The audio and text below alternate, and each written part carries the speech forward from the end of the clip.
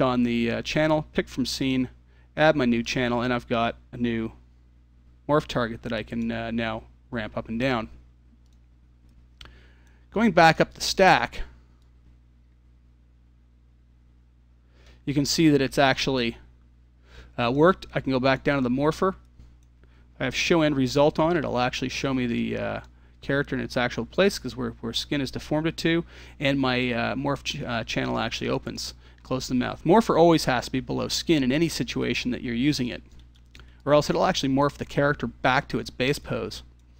So now that that's done, here's some of the issues that can arise doing this sort of method and why it isn't always wise. So here's the actual biggest problem with going down this road with your work. Let's say you've set this up in production and people are working with it and they're pointing and clicking and working fast, and at some point you can see that everything works fine, everything's deforming correctly on the character, and you know, everything's good. You can go down to the bottom of the stack and you can dial up and down your targets to your heart's content so you can animate it. But at some point, somewhere along the lines, even at the base post, somebody decides to switch off the edit poly modifier. And then you say, oh, the body disappeared, so we'll switch it back on. You can see that it's taking time to come back. That's because Kin just recalculated all of its vertex weights. And you can see that all of your weighting is a mess now, and it's completely blown your model back up again. Now, of course, you could store your vertex weights from Skin and reload them back on this file to get it back. But in large production environments, this isn't what you want. The other thing, this method just isn't faster than actually going with straight morphs on the whole character.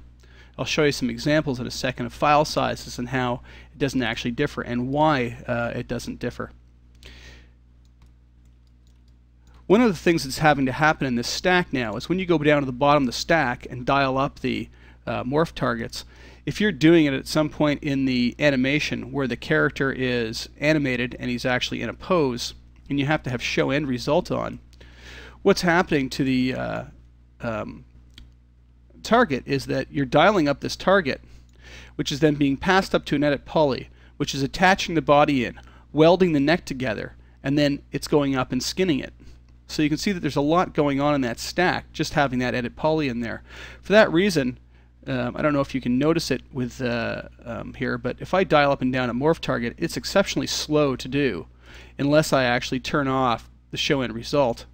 And at that point, my head's now staying back at ground zero, and it'll be nice and fast at this point, but my head's now back at the beginning of the animation and not where it's supposed to be, which can be very difficult sometimes to try and play the facial animation the way you expect if you can't actually see your head skinned at the right spot.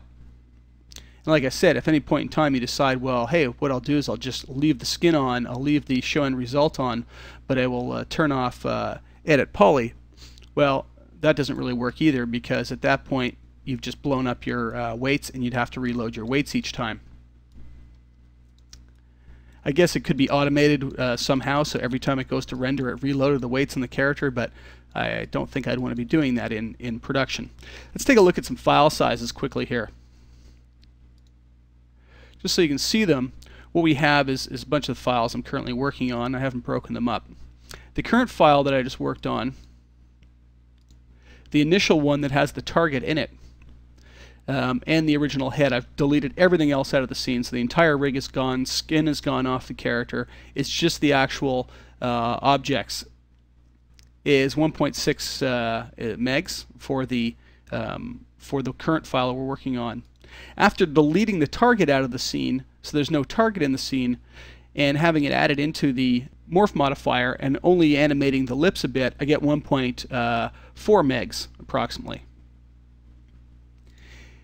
In the other case, oh, and here's the base mesh, by the way. This is the mesh only. It's 1.2 megs. So you can see that there's a small variance in the size of files. It goes up to 1.6 when I have a target in the file, and back down to 1.4 when I delete the target. In this case, though, if I use the entire character to morph, it goes from the 1.2 megs When I make a target, and you've got a target, now it's the entire character, it goes up to 2.3 megs. But because the target doesn't have to reside in the file, it can be deleted